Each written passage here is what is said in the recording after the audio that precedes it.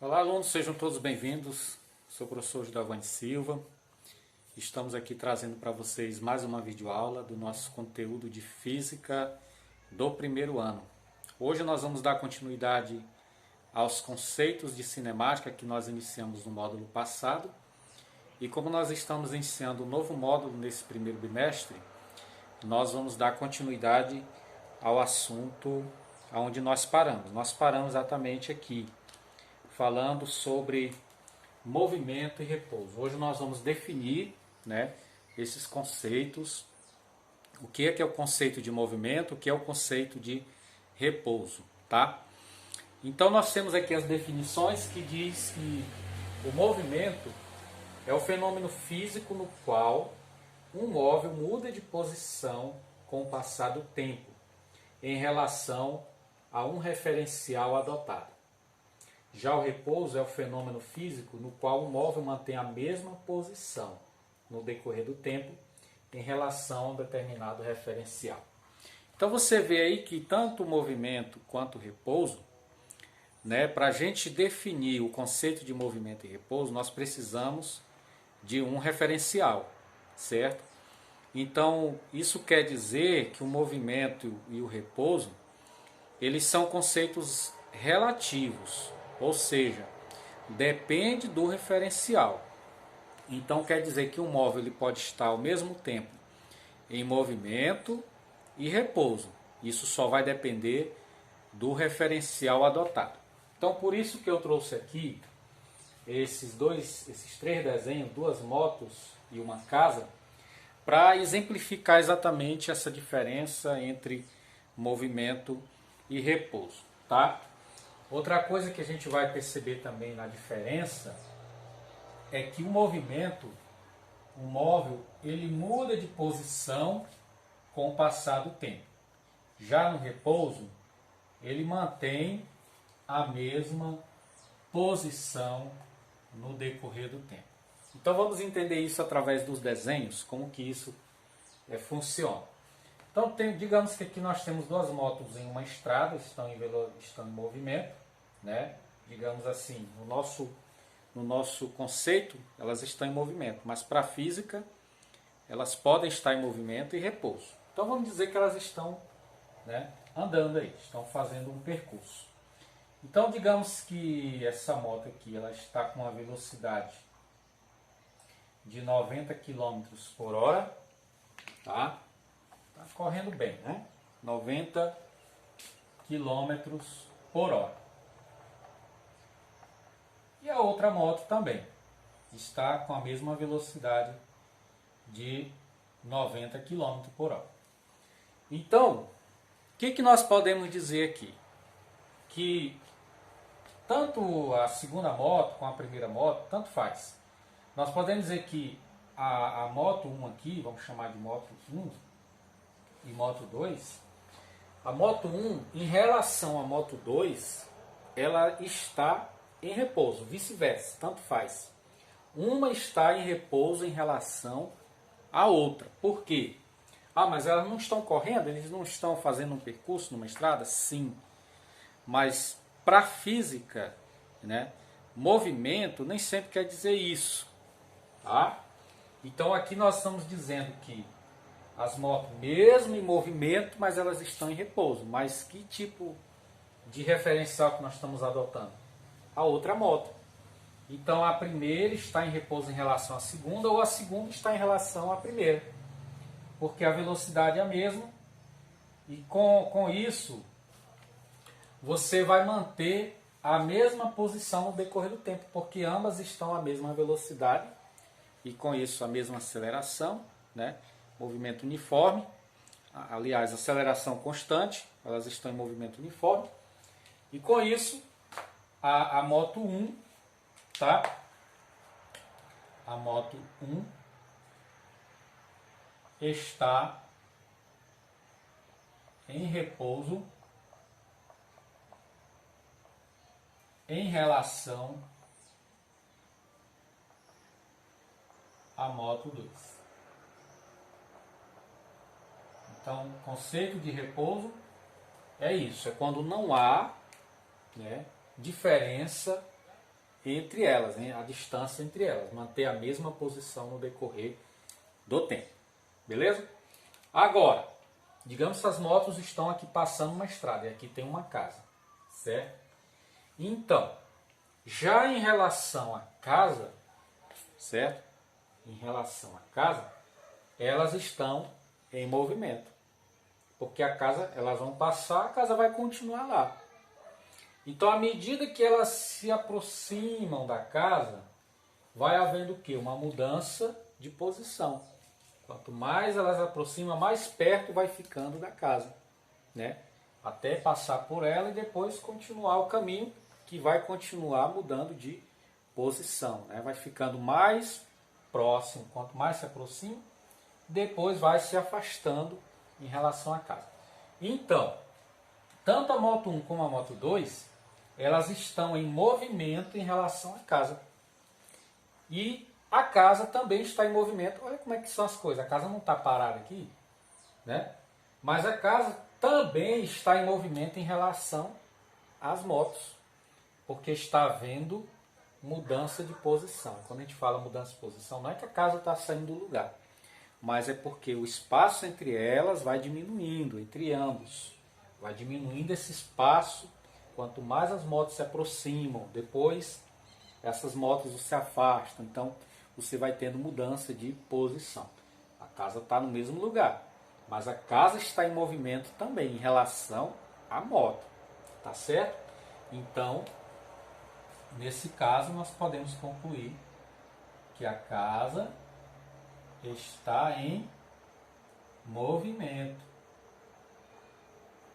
em relação às motos. Tá? Agora, se tiver uma pessoa aqui dentro da casa, sentada num sofá, né? Então a casa em relação à pessoa está em repouso. Por isso que o conceito de movimento e repouso é relativo, ou seja, depende de um referencial para a gente poder definir o que é movimento e repouso. Beleza? Então esse é o nosso conceito de movimento e repouso aí da nossa cinemática, tá? Vamos passar para o próximo conceito, que é o conceito de deslocamento escalar, certo? E com isso a gente encerra esses conceitos aqui que nós iniciamos, né, que nós começamos a abordar. Nós vamos falar agora do deslocamento escalar, que está na página 28 do nosso livro, beleza? Pois bem, então vamos falar aqui sobre o deslocamento escalar, que é um outro conceito da cinemática, né? Então o deslocamento escalar é o seguinte: as mudanças de posição de um móvel sobre certa trajetória ficam caracterizadas pela variação de espaço ou deslocamento escalar. Então deslocamento escalar é exatamente o que? As mudanças de posição de um móvel sobre certa trajetória, beleza? Então como é que vai se definir o deslocamento escalar? Deslocamento escalar nós vamos usar a definição ΔS igual a SF menos S0. O que significam todos esses elementos aqui, né? Qual é o significado desses elementos? Esse delta aqui, tá? É uma letra grega, letra do alfabeto grego, chamada de delta, tá? A gente usa ela muito na física com relação às variações, tá? Quando a gente fala de velocidade média, a gente utiliza o ΔS, utilizamos o ΔT, porque são variações, né? Variação de espaço e variação de tempo. Já na matemática, ela é utilizada na equação do segundo grau, né? O famoso delta do segundo grau, certo? Então aqui representa a variação de espaço, que é o nosso deslocamento. Aqui nós temos o espaço, né? SF, espaço final, tá? Espaço ou posição final. posição final. O S0 quer dizer posição inicial. Então quer dizer que o deslocamento escalar é a diferença, né? É a variação, é a diferença da posição final menos a posição inicial de um móvel durante a trajetória. Se o ΔS for positivo, algumas observações. Se ΔS for positivo, o movimento é progressivo. Nós dizemos que o movimento é progressivo, tá? Ou seja, quando espaço final é maior que o espaço inicial. Ou seja, ele é como se a mudança de posição estivesse sendo feita para frente, ou no sentido da orientação da trajetória. Se o ΔS for menor que zero, nós dizemos que o movimento ele é retrógrado. Ou seja, o SF, a posição final, é menor que a posição inicial. Tá? É como se ele tivesse vindo para trás, né? Ou no sentido contrário da trajetória. Então, o deslocamento escalar em certo trecho depende apenas dos valores dos espaços final e inicial do móvel. Então, a única coisa que a gente considera, né, no deslocamento são apenas esses dois elementos, a posição final e a posição inicial. Não importa o que aconteça durante a trajetória, se ele foi até determinado trecho, voltou e voltou de novo, foi de novo para, né, a sua caminhada. O importante é a posição final e a inicial, como diz aqui no texto, né? Não importando a maneira como o trajeto foi percorrido. Ele pode ter ido direto do início ao fim, ou feito idas e vindas dentro do próprio trecho ou fora dele, antes de chegar ao espaço final. Assim, deslocamento não significa necessariamente distância percorrida. Tá aí uma coisa que a gente tem que observar, que na física deslocamento e distância percorrida não é a mesma coisa, tá? Não significa o mesmo, porque para nós é a mesma coisa, mas na física deslocamento é uma coisa, distância percorrida é outra. A distância percorrida ela já considera, né, essas idas e vindas dentro do trecho, né? Eu posso ter um percurso de 100 km, mas eu posso ter ido até o quilômetro 70, voltado para 50 e ido para 100 para terminar o meu percurso. Isso é o deslocamento, né? Da onde eu saí até onde eu cheguei.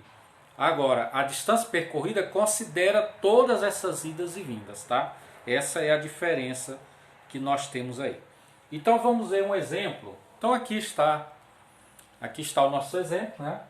Nós temos um veículo de carga que sai do quilômetro 21 de uma rodovia, deve ir até o quilômetro 239 e no caminho o motorista para no posto de combustíveis no quilômetro 135, volta até a lanchonete do quilômetro 133 e depois segue até o destino final.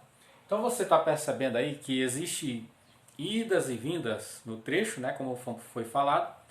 Então é exatamente essas idas e vindas que vão dar a distância percorrida. O deslocamento, que foi que nós falamos sobre o deslocamento, ele é exatamente a posição final menos a posição, certo? Então aqui diz assim, ó, ele sai do quilômetro 28.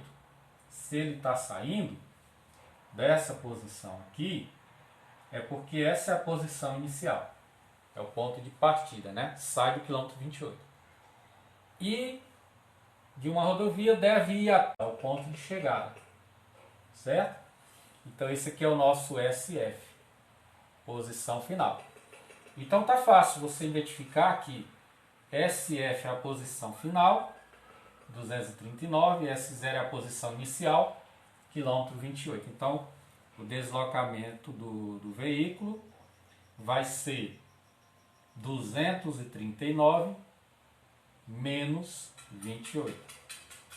Fazendo a continha aqui matemática, né? 239 menos 28, que dá um total de 211. 211. Então, esse é o deslocamento escalar na trajetória, que considera apenas a posição final e a inicial. Se ele não tivesse feito essas idas e vindas, a distância seria também a mesma, mas não vai ser a mesma distância, porque ele fez idas e vindas, tá? Bom, a primeira resposta foi feita, né? Agora vamos para a outra resposta, que é a distância percorrida, tá? Mas antes da distância percorrida, vamos calcular os deslocamentos parciais, porque foram idas e vindas, então teve deslocamentos parciais, né? Então vamos lá. Os deslocamentos parciais ficou assim. O primeiro trecho, vamos botar assim, no primeiro trecho ele foi do quilômetro 28, que é onde ele começou, e parou no quilômetro 135. Vai ser 135 menos 28. Foi o primeiro deslocamento que ele fez, né? Deslocamento parciais, que vai dar o resultado da distância percorrida. Então, o primeiro deslocamento, o primeiro trecho foi 107 quilômetros, tá? Trecho em movimento progressivo, né? Porque ele foi do menor para o maior, né? A posição final é maior que a posição inicial, então aqui é um movimento progressivo, tá?